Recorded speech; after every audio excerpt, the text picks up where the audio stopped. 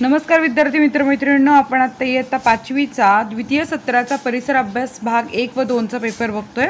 तर हा पेपर सराव पेपर म्हणून बघा, अभ्यास करून हा सोडवण्याचा प्रयत्न करा। मी तुम्हाला प्रश्नपत्रिकेचं स्वरूप इथे दाखवणार आहे। तर सुरुवातीला तुमचं शाळेचं नाव, विद्यार्थ्याचं नाव, दिनांक हे सगळं लिहिणं अपेक्षित असतं। प्रश्न पहिला आहे, रिकाम्या जागा भरा कोणत्याही 3। जेव्हा कधीही पेपरमध्ये कोणत्याही 3 असं असतं किंवा कोणतेही 2 असं असतं, तेव्हा ज्या प्रश्नांची उत्तरं येतात ते प्रश्न पहिले सोडवा। ज्यांची उत्तरं तुम्हाला येणार असं वाटतंय ते नंतर लिहा, कारण आपण कधी कधी घाईच्या वेळेला सगळं सोडवण्याच्या नादामध्ये आपले महत्त्वाचे प्रश्न लिहायचे राहतात, तेव्हा ही काळजी नक्की घ्याल। प्रत्येक प्रश्न नवीन पानावर सुरुवात करा आणि प्रत्येक प्रश्न लिहिल्यानंतर दुसरा प्रश्न नवीन पानावर घ्यायचा। प्रश्न पहिला रिकाम्या जागा भरा। कार्य करण्याच्या क्षमतेला डॅश डॅश म्हणतात। माणूस विचारक्षम असतो तसाच तो डॅश डॅश असतो।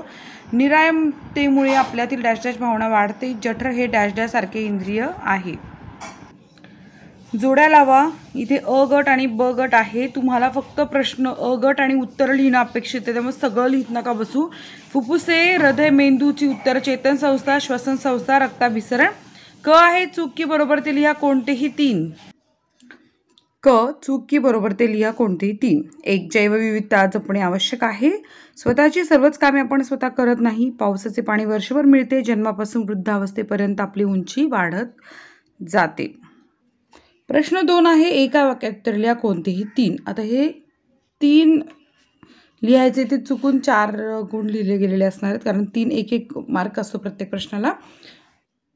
1 अन्न टिकवण्याच्या पद्धती कोणत्या आहेत। 2 हव्यास म्हणजे काय। 3 निसर्गात पाणी कोणकोणत्या अवस्थांमध्ये आढळते आणि 4 रोग प्रसाराची माध्यमे कोणती आहेत। नावे लिहा। तर एका वाक्यात लिहिताना आहे ना, तुम्ही फक्त एक शब्द नका लिहू, पूर्ण वाक्यात लिहा उत्तर, ठीक आहे। नावे लिहा।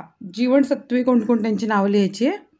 प्रसार माध्यमांची नावं लिहायची। पिष्टमय पदार्थांची नावं लिहायची। प्रश्न तिसरा, खालील प्रश्नांची थोडक्यात उत्तर लिहा कोणतेही 4। एकही वाहतुकीचे 4 फायदे लिहा। 2 जल व्यवस्थापन कशाला म्हणतात। 3 रागाचे कोणते दुष्परिणाम होतात आणि अनुवंशिकता म्हणजे काय। दुष्काळात कोणती परिस्थिती निर्माण होते आणि तंबाखू खाण्याचे घातक परिणाम कोणते। तर हा प्रश्न 8 गुणांसाठी आहे। कोणतेही 4 म्हणजे प्रत्येकी 2-2 मार्क आहे त्या प्रश्नाला। आता परिसर भाग 2 आहे, त्याच्यावरचे प्रश्न उत्तर बघूयात। रिकाम्या जागा भरा। डॅश डॅश मानव प्रामुख्याने गुहांमध्ये वस्ती करत होता। 2 नवाश्मयुगाच्या सुरुवातीला डॅश डॅश घरे बांधली जात होती। 3 महाराष्ट्रातील पुराश्मयुगीन स्थळांपैकी नाशिक जवळचे डॅश डॅश हे स्थळ प्रसिद्ध आहे। ब जोड्या लावा। दगडाची हत्यारे, तांब्याची हत्यारे, लोखंडी हत्यारे। उत्तर लिहा फक्त। तर इथे आहे ताम्रयुग, लोहयुग आणि अश्मयुग। 2 एका वाक्यात उत्तर लिहा। हे 4 गुणांसाठी प्रश्न आहे हा। पशुपालन म्हणजे काय। कोणते पाळीव प्राणी माणसाला उपयोगी असतात। 3 नवाश्मयुगीन संस्कृतीचे वैशिष्ट्य कोणते। 4 अश्मयुगाच्या काळाचे कोणते 3 कालखंड पाडले जातात आणि 5 इजिप्तच्या राजांना काय म्हणतात।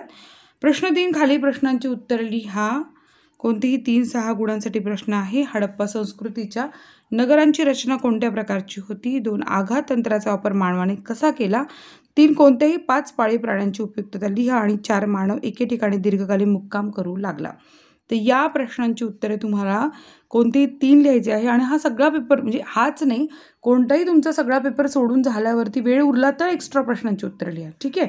ऑल द बेस्ट तुम्हाला एक्झामसाठी। छान अभ्यास करा आणि व्हिडिओ आवडला असेल तर लाईक करा आणि सपनाच होमस्क्रीन चॅनलला सबस्क्राईब करा। धन्यवाद।